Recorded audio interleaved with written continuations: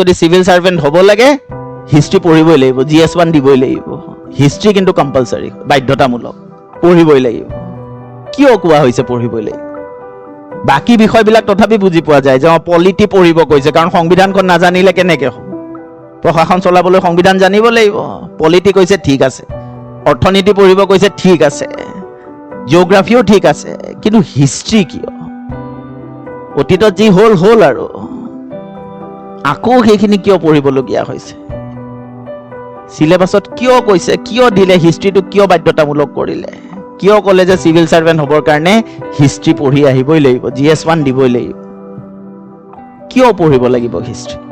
হিষ্ট্ৰিৰ পৰা আমি আমাৰ অৰিজিনটো জানিব পাৰোঁ, হিষ্ট্ৰিৰ পৰা আমি বহুত কথা শিকিব পাৰোঁ, আৰু হিষ্ট্ৰিৰ পৰা লাভ কৰা শিক্ষাৰ জৰিয়তে আমি কোনো ধৰণৰ ভুলৰ পুনৰাবৃত্তি হোৱাৰ পৰা আমি বাচিব পাৰোঁ।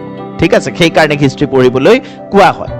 কিন্তু প্ৰশাসনিক বিষয়া হিচাপে হিষ্ট্ৰিৰ গুৰুত্বটো এইটো যে যেতিয়া তোমালোক একোজন প্ৰশাসনিক বিষয়া হ'বা, একোজন চিভিল সাৰ্ভেন্ট হ'বা, তেতিয়া দৈনন্দিনভাৱে তোমালোকে বিভিন্ন সমস্যাৰ সন্মুখীন হ'ব লাগিব, বিভিন্ন ইস্যুজ তোমালোকে হেণ্ডেল কৰিব লাগিব। বিভিন্ন ধৰণৰ সমস্যা তোমালোকৰ আগত আহিব, যিখিনি তোমালোকে সমাধান কৰিব লাগিব। এতিয়া যিকোনো এটা ইস্যু সম্পূৰ্ণৰূপে বুজি পাবলৈ অতীতৰ বিষয়ে কিছু জ্ঞান থকাটো অনিবাৰ্য। অতীতৰ বিষয়ে একো নজনাকৈ তুমি কোনো এটা সমস্যাই সম্পূৰ্ণৰূপে বুজি পাব নোৱাৰিবা।